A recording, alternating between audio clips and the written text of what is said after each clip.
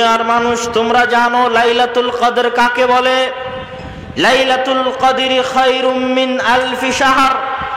লাইলাতুল কদর হচ্ছে 1000 মাস ইবাদত করার চাইতে উত্তম। 1000 মাস ইবাদত করলে জানে কি হবে? এক রাত ইবাদত করলে তার চেয়ে বেশি নেকি হবে। তাহলে 1000 মাস মানে 70-80 বছর। 70-80 বছর টানা ইবাদত করলে জানে কি হবে? মাত্র এক রাতে ইবাদত করলে তা নাকি হবে পৃথিবীর সর্বশ্রেষ্ঠ রাত। এই রাতের এত মর্যাদা, এত সম্মান কিসের জন্য? লাইলাতুল কদরের এত মর্যাদা, এত সম্মান কোথায় থেকে আসলো যে লাইলাতুল কদর পৃথিবীর সর্বশ্রেষ্ঠ রাত হয়ে গেল? লাইলাতুল কদর 1000 মাসের চেয়ে উত্তম হয়ে গেল। কি কারণে, কিসের কারণে লাইলাতুল কদরের এত মর্যাদা? আল্লাহ বলছেন ইন্না আনজালনাহু ফি লাইলাতুল কদর। লাইলাতুল কদরের এত মর্যাদা, এত সম্মানের আর কোনো কারণ নাই। একটাই কারণ, লাইলাতুল কদরের সর্বশ্রেষ্ঠ রাত হওয়ার, লাইলাতুল কদরের 1000 মাসের ইবাদতের চাইতে উত্তম হওয়ার একটাই কারণ, লাইলাতুল কদরে কোন কিতাব অবতীর্ণ হয়েছে? কোরআন অবতীর্ণ হয়েছে। আল্লাহু আকবার। এটা হচ্ছে লাইলাতুল কদরের ফজিলত এবং মর্যাদার কারণ কোরআনের বরকতে। রমজান সর্বশ্রেষ্ঠ কোরআনের বরকতে, লাইলাতুল কদর সর্বশ্রেষ্ঠ এই কোরআনের বরকতে। মুহাম্মদ সাল্লাল্লাহু আলাইহি ওয়াসাল্লাম সাইয়্যিদুল আদম, আদম সন্তানের সর্দার। কিয়ামতের মাঠে যেই দিন আদম, নূহ, ঈসা, মুসা, ইব্রাহিম কেউ আলাইহিমুস সালাতু ওয়াস সালাম আল্লাহর সামনে কথা বলার সাহস করবেন না। মান যাল্লাযী ইয়াশফাউ ইনদাহু ইল্লা বিইজনি। কে আছে এত ক্ষমতাওয়ালা দুনিয়াতে? কে আছে এত প্রভাবশালী দুনিয়াতে?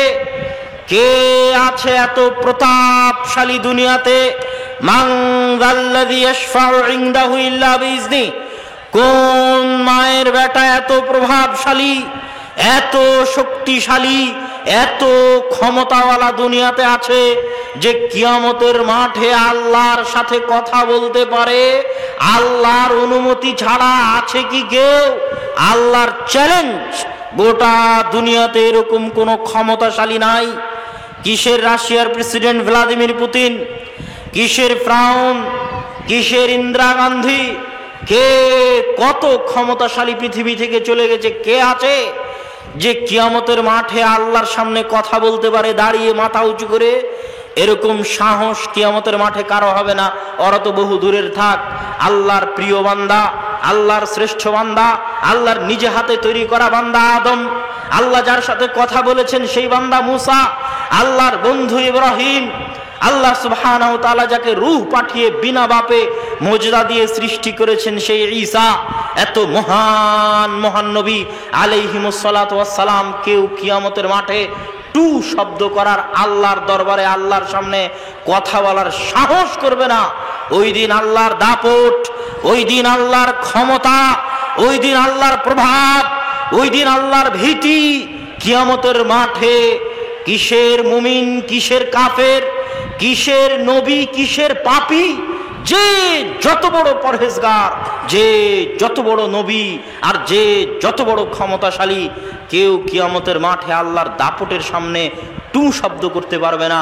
ওই দিন আল্লাহ মুহাম্মদ সাল্লাল্লাহু আলাইহি ওয়াসাল্লামকে মাকাম মাহমুদ, কিয়ামতের মাঠের সর্বোচ্চ সম্মান দিবেন।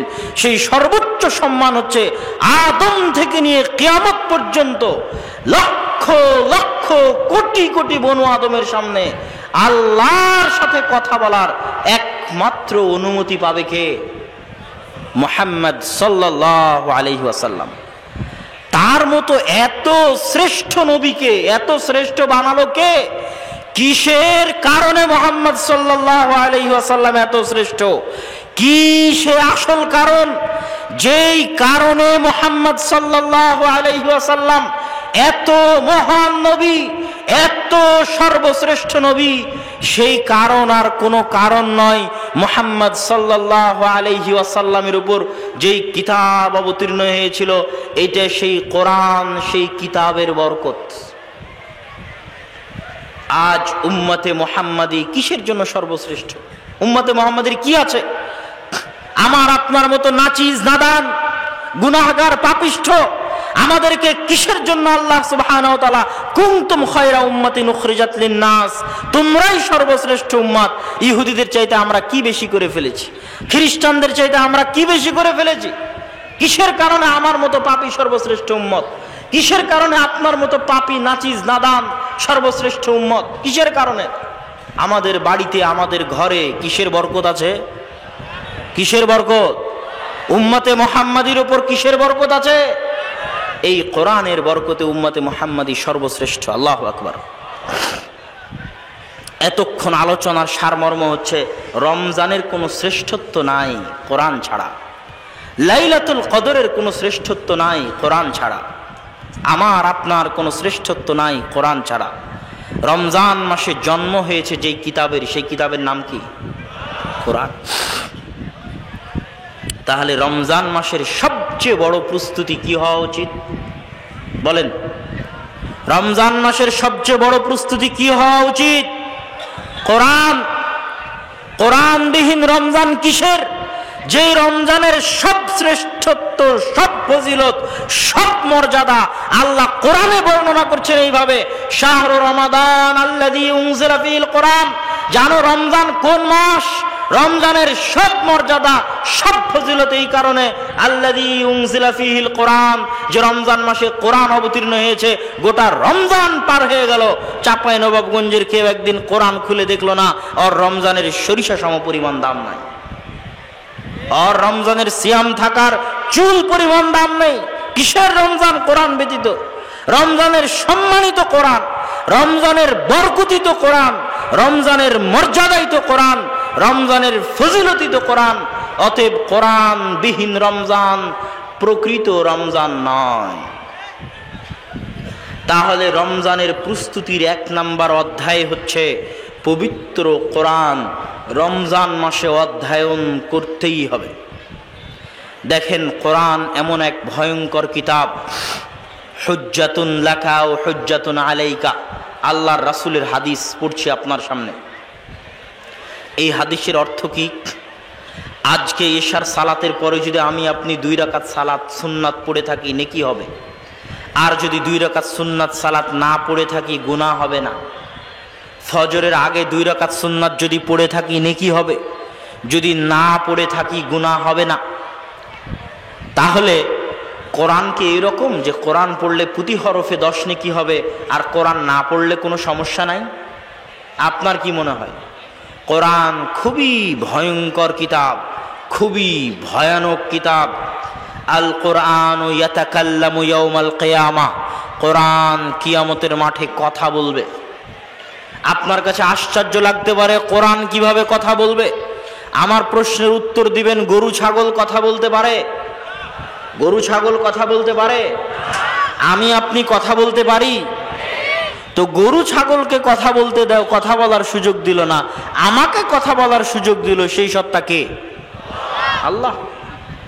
আল্লাযী আনতাকাকুম, যে আল্লাহ গরু ছাগলকে কথা বলার সুযোগ দেয়নি, আমার আপনার মতো নাচিজকে কথা বলার শক্তি দিয়েছে, ওই আল্লাহ কি কোরআনকে কথা বলার শক্তি দিতে পারে না?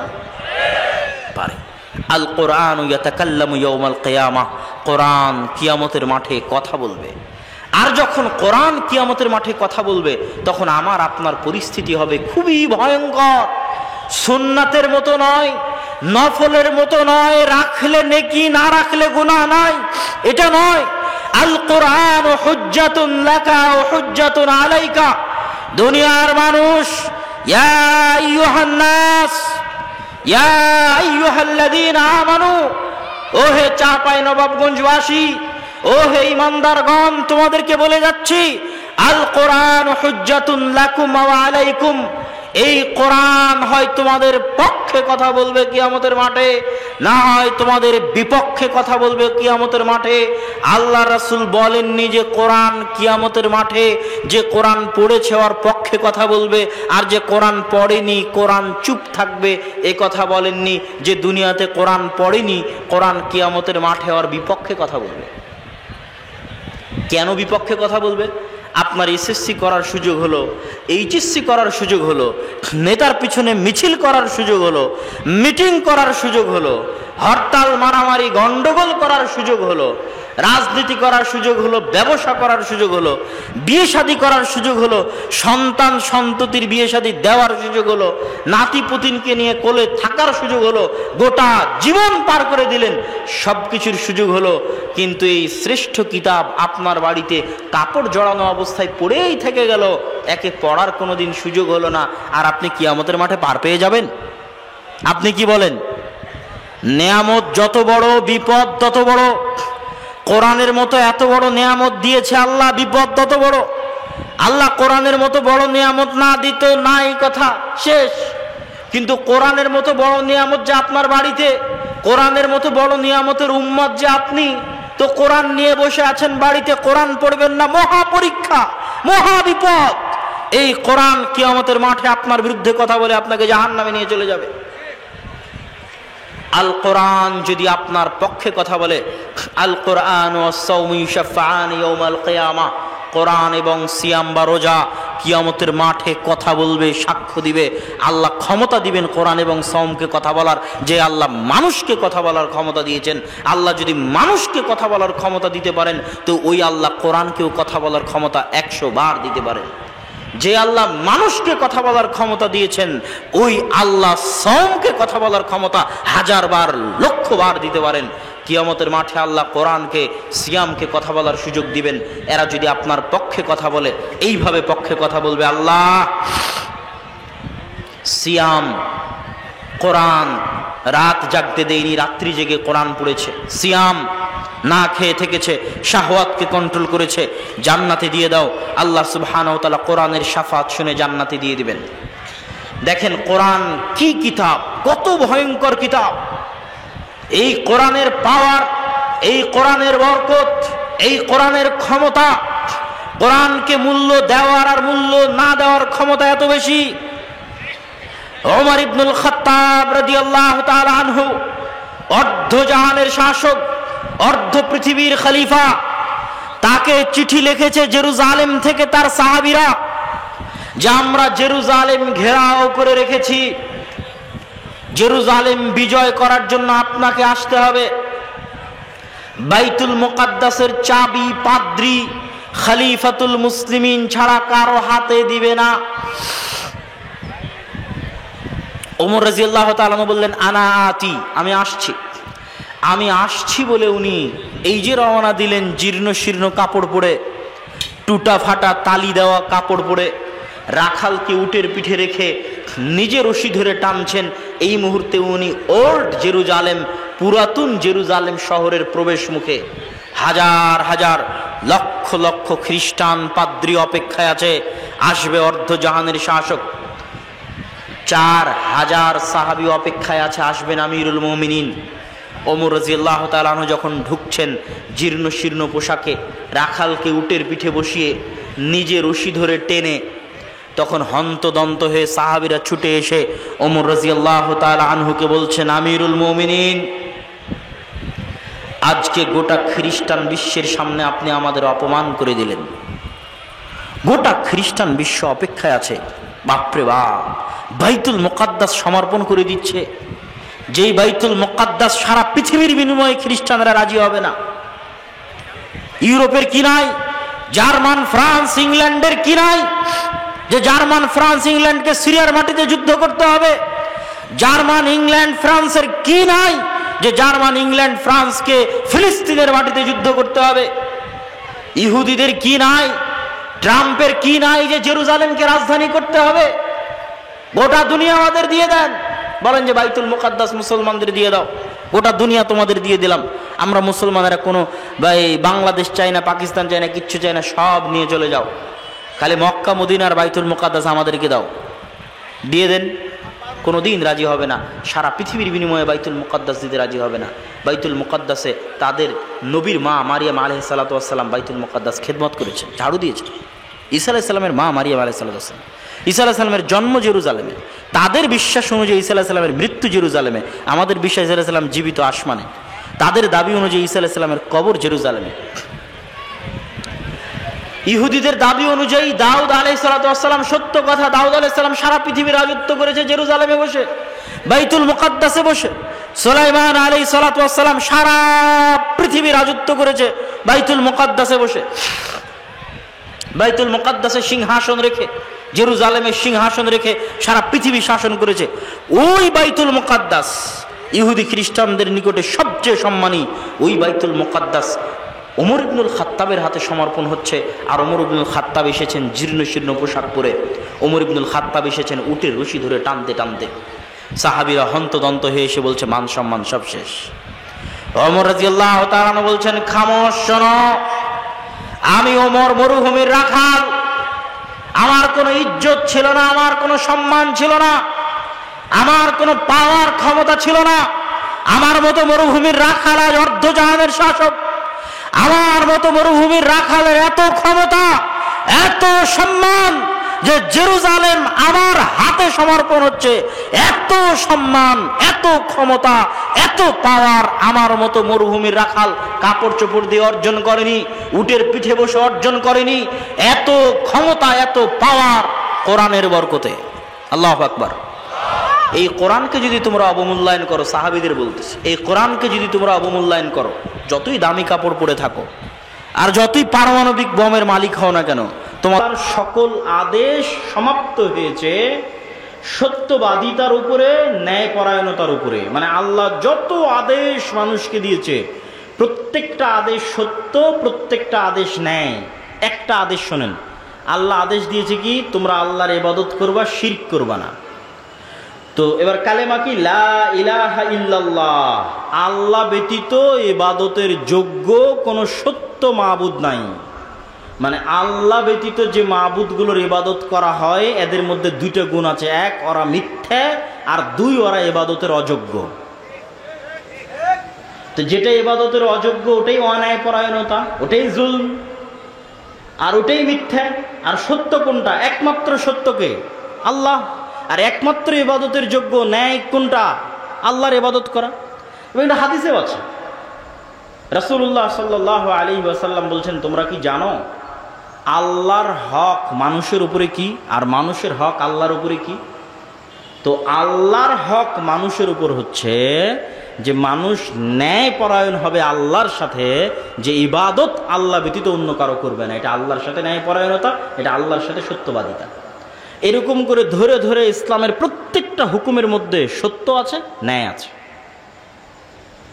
সম্মানিত উপস্থিতি, তো আপনাকে আগে বুঝতে হবে যে ইসলামী রাষ্ট্র ব্যবস্থা মানে কি। ইসলামী রাষ্ট্র ব্যবস্থায় আপনার কি উপকার আছে, আপনার কি কল্যাণ আছে। ইসলামী রাষ্ট্র ব্যবস্থায় আপনার 6টা মৌলিক অধিকার সংরক্ষিত হবে। 5টা মৌলিক অধিকার দিয়েছে জাতিসংঘ, আর ইসলাম দিয়েছে 6টা মৌলিক অধিকার। অন্ন, বস্ত্র, শিক্ষা, স্বাস্থ্য, বাসস্থান, এগুলোর কথা তো আমরা জানি। তার সাথে ইসলাম আরও একটি যুক্ত করেছে হচ্ছে সম্মান। আপনার সম্মান রক্ষা করা হবে, ইসলামী রাষ্ট্রের দায়িত্ব। মানুষ যেন আপনার মানহানি করতে না পারে। ইসলামী রাষ্ট্র হয় কল্যাণমূলক রাষ্ট্র ব্যবস্থা। কল্যাণমূলক রাষ্ট্র ব্যবস্থায় সকল কিছুর জিম্মেদারি রাষ্ট্রের উপর। একজন মানুষ যদি না খেয়ে থাকে তাও দায়ী রাষ্ট্র। একজন মানুষের যদি ঘর না থাকে বসবাস করার জন্য দায়ী রাষ্ট্র। একজন মানুষের যদি গায়ে কাপড় না থাকে দায়ী রাষ্ট্র। এই জিম্মেদারি নেওয়া হচ্ছে ইসলামী রাষ্ট্র। সম্মানিত উপস্থিতি, তাহলে এই ধরনের ইসলামী রাষ্ট্র প্রতিষ্ঠার জন্য আমরা কি করতে পারি? আমরা কি তাহলে ভোটের রাজনীতিতে অংশগ্রহণের মাধ্যমে ইসলামী রাষ্ট্র প্রতিষ্ঠা করব? কেউ কেউ বলতে পারে হ্যাঁ, আমি তাদের সাথে দ্বিমত করছি বা তার বিরোধিতা করছি, এটা নয়। আমি যুক্তির আলোকে আপনাকে পরামর্শ দিতে চাই যে আমাদের করণীয় কি, করা উচিত কি। 1 নম্বর করণীয়, এই রকম পরিস্থিতিতে, যেই পরিস্থিতিতে আমরা আছি, দাওয়াতি কাজ, আপনি বলবেন আপনাদের কথা শুরু হলেই বলেন দাওয়াতি কাজ, আর কত দাওয়াতি কাজ। কুনতুম খায়রা উম্মাতিন উখরিজাত লিন-নাস তা'মুরুনা বিল মা'রুফ ওয়া তানহাউনা আনিল মুনকার। এই উম্মতে যেহেতু আর কোনো নবী আসবেন না, সেহেতু প্রত্যেক যুগে মানুষকে হেদায়েত করার জন্য দাওয়াত দিবে এই উম্মতের লোকেরাই। বানু ইসরাইলে প্রতি যুগে নবী প্রেরিত হতো মানুষকে দাওয়াত দেওয়ার জন্য, আর এই উম্মতে কোনো নবী আসবে না, তো দাওয়াত দিবে এই উম্মতের লোকেরাই। এখন যদি এখানে কোনো নবী আসতেন, তাহলে তিনি কি করতেন? আগে কি দিতেন? আগে দাওয়াত দিতেন। আগে কি দিতেন? দাওয়াত দিতেন। এখন যদি বাংলাদেশে কোনো নবী প্রেরিত হতেন, তাহলে তিনি দাওয়াত দিতেন।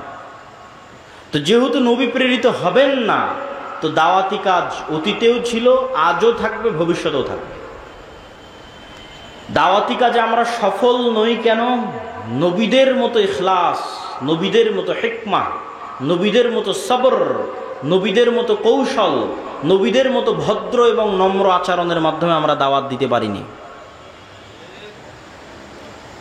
যেখানে মূসা আলাইহিস সালাতু ওয়াস সালামকে ফেরাউনের নিকটে দাওয়াত দিতে পাঠানো হয়েছে, তারপরে বলা হচ্ছে ভালো ভাষায় কথা বলবে, আর আমরা আমারই আর এক মুসলিম ভাইকে দাওয়াত দিতে গিয়ে বলতেছি তুই মুশরিক, তুই বেদাতি, তুই জাহান্নামী, তুই কাফের। তো তাহলে আমাদের দাওয়াতি স্ট্র্যাটেজির মধ্যে, পদ্ধতি কৌশলের মধ্যে ত্রুটি আছে। আমরা যত ইসলামী দল সংগঠন বলেন, আলেম ওলামা বলেন, রাষ্ট্রের টপ লেভেলে যদি কেউ দাওয়াত নিয়ে গিয়ে থাকে, তাহলে নিজের স্বার্থের জন্য নিয়ে গেছে বেশিরভাগ। আমরাও নিজের স্বার্থের জন্য নিয়ে গেছি। স্বার্থ মানে কি বুঝতে পারছেন? স্বার্থ মানে যে আমার এই কাজটা আটকে আছে, এই কাজটা একটু করে দিতে হবে ভাইজান। ওসি, ডিসি, এসপি, মন্ত্রী সবার কাছে গেছি, ভাই আমার মাদ্রাসার এটা আটকে আছে, ভাই আমার এই দলের এটা আটকে আছে, ভাই আমার পত্রিকার এই সমস্যা হয়ে আছে, একটু কাজটা করে দেয়। কেউই নিঃস্বার্থভাবে শুধু ইসলামের প্রতিনিধি হিসেবে তাকে ইসলামের দাওয়াত দিতে গেছে, এরকম নাই। যে আপনি প্রধান উপদেষ্টা ডক্টর ইউনূস, আপনার কাছে আজকে কিছু চাইতে আসেন, আপনার কাছে দাওয়াত দিতে এসেছি যে এই হলো আল্লাহর দাওয়াত, এই হলো আল্লাহর নবীর দাওয়াত, এর মধ্যে আপনার কল্যাণ আছে। এরকম নিঃস্বার্থ দাওয়াত নিয়ে যাবে নাই। আর নবীগণ সব সময় রাষ্ট্রের টপ লেভেলে দাওয়াত নিয়ে গেছেন নিঃস্বার্থ। ইব্রাহিম আলাইহিস সালাতু ওয়াস সালাম তৎকালীন যুগের রাষ্ট্রপ্রধান নমরুদকে হিট করেছে নিঃস্বার্থভাবে। নমরুদের কাছে ইব্রাহিম আলাইহিস সালামের কোনো চাওয়া পাওয়া ছিল না। মূসা আলাইহিস সালাতু ওয়াস সালাম ফেরাউনকে হিট করেছেন নিঃস্বার্থভাবে। মুহাম্মদ সাল্লাল্লাহু আলাইহি ওয়াসাল্লাম আবু জাহাল, আবু লাহাবকে হিট করেছেন, দাওয়াত দিয়েছেন নিঃস্বার্থভাবে, কোনো চাওয়া পাওয়া নাই। চাওয়া পাওয়া না থাকার মাত্রাটা দেখেন, যে মুহাম্মদ সাল্লাল্লাহু আলাইহি ওয়াসাল্লাম যখন মাজলুম মক্কার মাটিতে, যখন তাকে সহযোগিতা করার মতো কেউ নাই, তখন আবু জাহাল মুহাম্মদ সাল্লাল্লাহু আলাইহি ওয়াসাল্লামকে প্রস্তাব দিচ্ছে যে আসো ক্ষমতা ভাগাভাগি করি, 1 বছর তোমার আল্লাহর ইবাদত হবে, আর 1 বছর আমাদের মূর্তির পূজা হবে। 1 বছর তোমার ইসলামের আইন অনুযায়ী দেশ চলবে, আর 1 বছর আমরা আমাদের মতো দেশ চালাবো। রাসূলুল্লাহ সাল্লাল্লাহু আলাইহি ওয়াসাল্লাম সেই দিন কি বলেছিলেন? লাকুম দীনুকুম ওয়ালিয়া দীন, লা আ'বুদু মা তা'বুদুন। স্পষ্ট কথা, কাফারনা বিকুম, এগুলো এক একটা কোরআনের আয়াত। কি বললেন? তোমাদের দিন তোমরা পালন করো, আমাদের দিন আমাকে আমার মতো পালন করতে দাও। তোমরা যার ইবাদত করো, আমি তার ইবাদত করতে পারবো না। কাফারনা বিকুম, তোমরা যার ইবাদত করো তাদের সাথে আমরা কুফরি করলাম। কত শক্ত কথা। ওয়াজতানিবুত তাগুত বলা আছে, যে তাগুতকে অস্বীকার করতে হবে। তো তোমরা যার ইবাদত করো, যেই মূর্তির, যেই শিরক করো, ওই শিরকের সাথে, ওই মূর্তির সাথে আমরা কুফরি করলাম। কাফার না, অস্বীকার করলাম। আপোষের তো কোনো প্রশ্নই আসে না। এইরকম নিঃস্বার্থ দাওয়াত আলেম ওলামাগণ, ইসলামী দল, ইসলামী সংগঠন নিঃস্বার্থভাবে নিয়ে যাবে, এটা হয়ে ওঠেনি। তাহলে 1 নাম্বার হচ্ছে ব্যাপক দাওয়াতি কাজ করতে হবে, কিন্তু নিঃস্বার্থভাবে, ইখলাসের সাথে, ভালো ব্যবহারের সাথে, সবরের সাথে।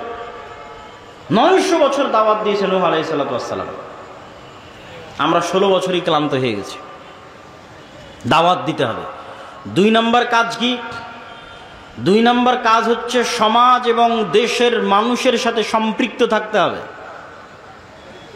আজকে আলেম ওলামা, মসজিদ মাদ্রাসা, সমাজ বিচ্ছিন্ন, ডিসকানেক্টেড ফ্রম দ্য সোসাইটি। সমাজের সাথে তাদের কোনো কানেকশন নাই। আমাদের কাজ কি? আমরা ঘরে বসে বই লিখব, গবেষণা করব, ক্যামেরার সামনে একটা ভিডিও রেকর্ড করব, অনলাইনে কোর্স পরিচালনা করব, বিশ্ববিদ্যালয় মাদ্রাসায় টিচারি করব। সমাজ আর দেশ জান্নাতে গেল কি জাহান্নামে গেল দেখে লাভ নাই। অথচ আমাদের নবী মুহাম্মদ সাল্লাল্লাহু আলাইহি ওয়াসাল্লাম না বই লেখা জানতেন না বই পড়া জানতেন। তাহলে আমার নবী গবেষকও ছিলেন না, আমার নবী লেখকও ছিলেন না, আর আমার নবী পিএইচডি ডিগ্রিধারীও ছিলেন না, আর আমার নবী কোনো বিশ্ববিদ্যালয় মাদ্রাসায় চাকরিও করতেন না। তাহলে তিনি আল্লাহর কাছ থেকে জ্ঞান নিয়ে মানে কোরআন শিখে 5 ওয়াক্ত সালাত আদায় বাদে বাকি সময় মানুষের পিছনে দিতেন। কার বাড়িতে কে মরলো, কার মেয়ের বিয়ে, তো কে কষ্টে আছে, কার বাড়িতে খাবার নাই, কে ঋণগ্রস্ত আছে, মানুষের দুঃখ কষ্টের ভাগিদার এবং ভাগবাটোয়ারার অংশীদার ছিল। মদিনা এবং মক্কায় বসবাসরত কোনো মানুষ মনে করবে যে আজকে সে বিপদগ্রস্ত আছে আর তার পাশে দাঁড়ানোর মতো মুহাম্মদ সাল্লাল্লাহু আলাইহি ওয়াসাল্লাম নাই, এটা অসম্ভব। তিনি সমাজের মানুষের সাথে ফুললি কানেক্টেড ছিলেন। আপনি সমাজ বিচ্ছিন্ন হয়ে কখনোই ইসলাম প্রতিষ্ঠা করতে পারবেন না। আর ইসলাম 4 দেওয়ালের মধ্যে, মসজিদের 4 দেওয়ালের মধ্যে সীমাবদ্ধ থাকার জিনিসও নয়। ইসলামকে রিপ্রেজেন্ট করতে হবে। আপনাকে ইসলামের প্রতিনিধি হিসেবে সমাজের মানুষের সাথে কানেক্টেড হতে হবে। যে ইসলাম কত সুন্দর, এই মানুষের সাথে উঠা বসা করে দেখো কত সুন্দর। এই ইসলামের প্রতিনিধি, এর সাথে কথা বলে দেখো ইসলাম কত সুন্দর। আজকে আফগানিস্তানে যারা ক্ষমতায় এসেছে তাদের আকীদা নিয়ে সমালোচনা হতে পারে, তাদের বিশ্বাস নিয়ে ফতোয়া ফারায়েজ মাসলা মাসাইল নিয়ে মতভেদ থাকতে পারে, কিন্তু 2টা পয়েন্টে কোনো আফগানিও দ্বিমত করবে না যে তারা সত্যবাদী, ন্যায়পরায়ণ। কোথাও 1টা টাকা দুর্নীতি হবে, এটি তাদের দ্বারা বরদাস্ত করা সম্ভব না। তো তারা এই জায়গায় এসেছে কিভাবে? সমাজের মানুষের সাথে সম্পৃক্ত থেকে, সমাজের মানুষের দুঃখ কষ্টের অনুভূতির অংশীদার হয়ে, সমাজের মানুষের দায়িত্ব নিয়ে। যখন রাশিয়ার সাথে যুদ্ধের পর গোটা আফগানিস্তানে গৃহযুদ্ধ, কোনো ল অ্যান্ড অর্ডার নাই, যেমন আমাদের দেশে 3 দিন কোনো সরকার ছিল না, এরকম ল অ্যান্ড অর্ডার বিহীন অবস্থায় খুন, চুরি, রাহাজানি, ধর্ষণ একাকার। তখন এক মাদ্রাসার ছাত্ররা বের হয়ে এক জায়গায় ধর্ষকের শাস্তি প্রকাশ্যে বাস্তবায়ন করে দিয়েছে। তখন মানুষজন কি দেখলো? যে এরা তো ন্যায়পরায়ণতা প্রতিষ্ঠা করতে জানে, এদের কাছেই তো আমাদের জানমাল নিরাপদ, আমাদের ধন সম্পদ নিরাপদ, আমাদের পরিবার পরিজন নিরাপদ। আমরা কি চাই? নিরাপত্তা চাই, শান্তি চাই।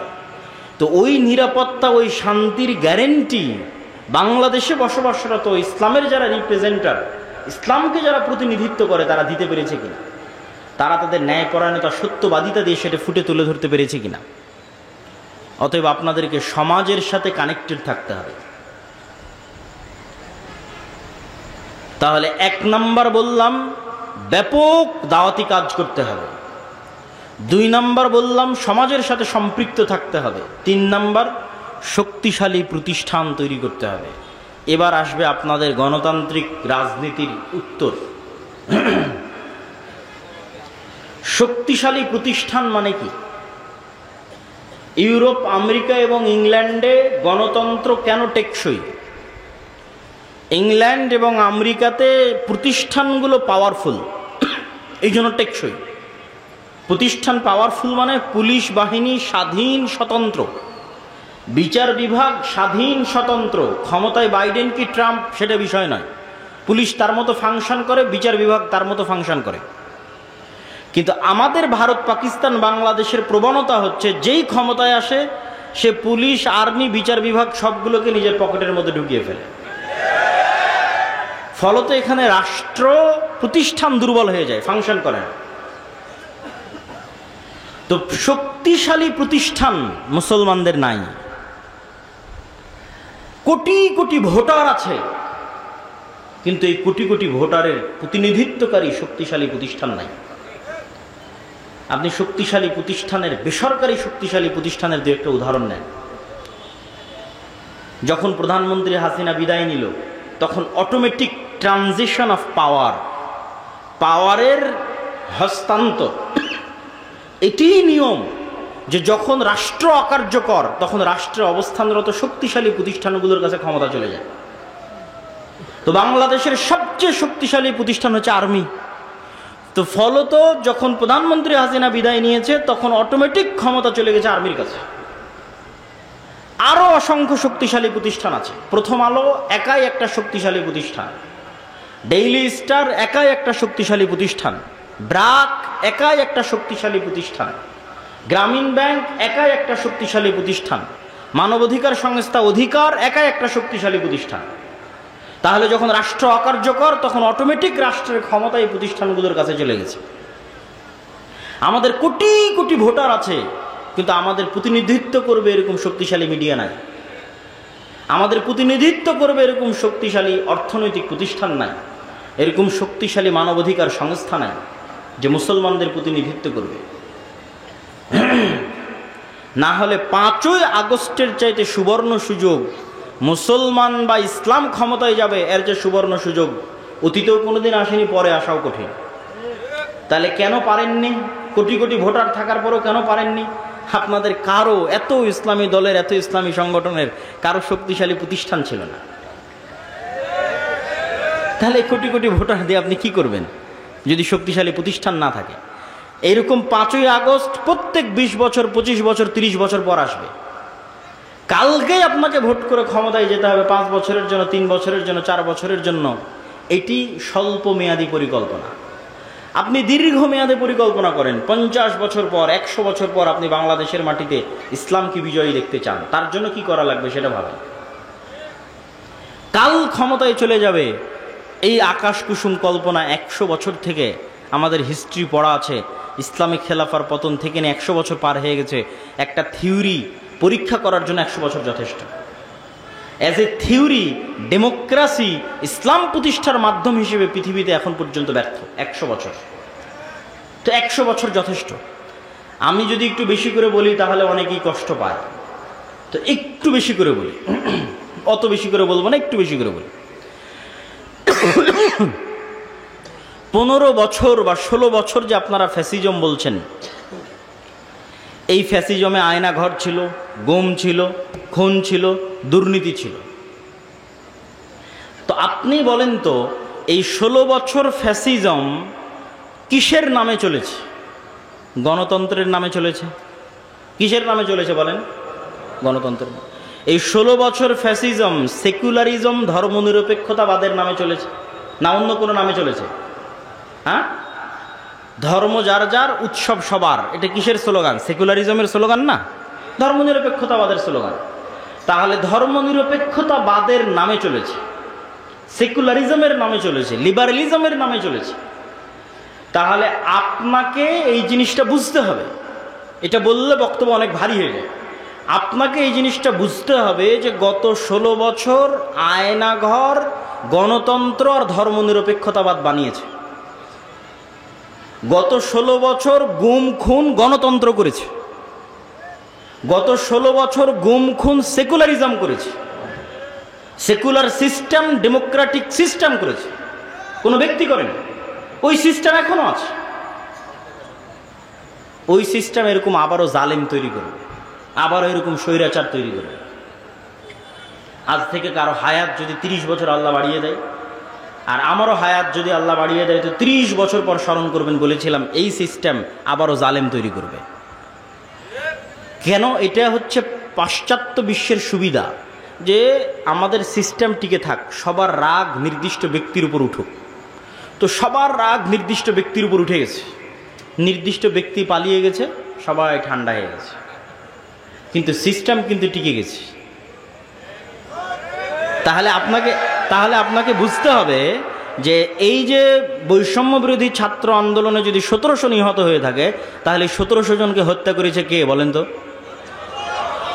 একটু জোরে বলেন দেখি কে? এই 1700 জনকে হত্যা করেছে গণতন্ত্র এবং ধর্মনিরপেক্ষ মতবাদ। অনেক অনেক কঠিন কথা বলে দিলাম, কিন্তু এটিই সত্য। এটা যত দ্রুত মুসলমানেরা বুঝবে, তা আপনি তাহলে কি বলছেন তাহলে আপনি এই সিস্টেমকে অমান্য করে উপরে ফেলে দিবেন? এটা কখনোই বলিনি। কেননা আমরাই আপনাদের সামনে বক্তব্য দিয়েছি যে চলন্ত যার কাছে ক্ষমতা আছে, রাষ্ট্র ক্ষমতা আছে, তাকে আনুগত্য করতে হবে। আমরাই বক্তব্য দিয়েছি এবং সেটার বিরুদ্ধে বিদ্রোহ করাকে আমরা খারিজি মতবাদ বলেছি। কিন্তু সমাধানের রাস্তা কোনটা? সমাধানের রাস্তা ওইটা। সেটা হচ্ছে মানুষ অবশ্যই বুঝবে যে এই সিস্টেম জালেম তৈরি করে, এই সিস্টেম স্বৈরাচার তৈরি করে, এই সিস্টেম দুর্নীতিবাজ তৈরি করে, এই সিস্টেম আমাদেরকে মাজলুম করে। কিন্তু এই সিস্টেমের বিরুদ্ধে শক্ত আওয়াজ তোলার জন্য আপনাদের প্রতিষ্ঠান লাগবে। এরকম 100 বছরও যদি রাজনীতি করেন, ভোট করেন, তো ওই পাওয়ার অর্জন করতে পারবেন না যেই পাওয়ার একটা প্রতিষ্ঠানের থাকে, শক্তিশালী প্রতিষ্ঠানের থাকে। সম্মানিত উপস্থিতি, তাহলে আপনাদেরকে দিক নির্দেশনামূলক কি কি বললাম? 1 নাম্বার বলেছি ব্যাপক দাওয়াতি কাজ করতে হবে। 2 নাম্বার বলেছি সমাজ এবং দেশের সাথে সম্পৃক্ত থাকতে হবে। 3 নাম্বার বলেছি শক্তিশালী প্রতিষ্ঠান তৈরি করতে হবে। 4 নাম্বার পয়েন্টটা আগে সংক্ষিপ্ত আলোচনা করেছি, একটু আলাদা পয়েন্ট আকারে এখন বলি। 4 নাম্বার পয়েন্ট হচ্ছে এখন আপনার কাছে যত ছোটোখাটো প্রতিষ্ঠান আছে, যত ছোটোখাটো মসজিদ আছে, মাদ্রাসা আছে, দল আছে, সংগঠন আছে, এগুলোতে ন্যায়পরায়ণতা, সত্যবাদিতা প্রতিষ্ঠা করে। যে কোনো একটা ছোট্ট মাদ্রাসায় ন্যায়পরায়ণতা, সত্যবাদিতা প্রতিষ্ঠা করেন, আল্লাহ কবুল করলে ওই মাদ্রাসা থেকে রাষ্ট্র ক্ষমতায় পৌঁছে দেবে। বেশি কিছু লাগবে না, এই 2টা গুণ লাগবে। একটা ছোট্ট সংগঠনের মধ্যেও যদি ন্যায়পরায়ণতা, সত্যবাদিতা প্রতিষ্ঠা হয়, আল্লাহ ওখান থেকেই রাষ্ট্র ক্ষমতায় পৌঁছে দেবে। কিন্তু সত্যবাদিতা এবং ন্যায়পরায়ণতা ছাড়া রাষ্ট্র ক্ষমতায় যাওয়ার জন্য আল্লাহ সুবহানাহু ওয়া তাআলার দয়ায় কোনো সুযোগ নেই।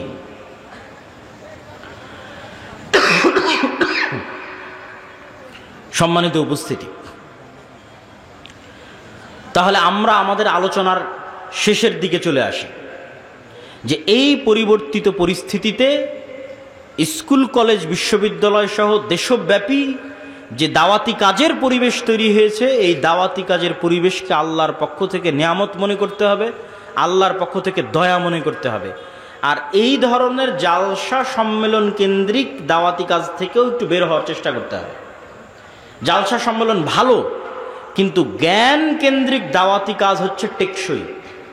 আমার বহু বক্তব্যে আপনারা শুনেছেন, আমি বলেছি যদি জালসা করে জ্ঞান পৌঁছানো বেশি ভালো হতো, তাহলে ব্রাক শুধু জালসাই করে বেড়াতো, আর খ্রিস্টান মিশনারিরা শুধু জালসাই করত।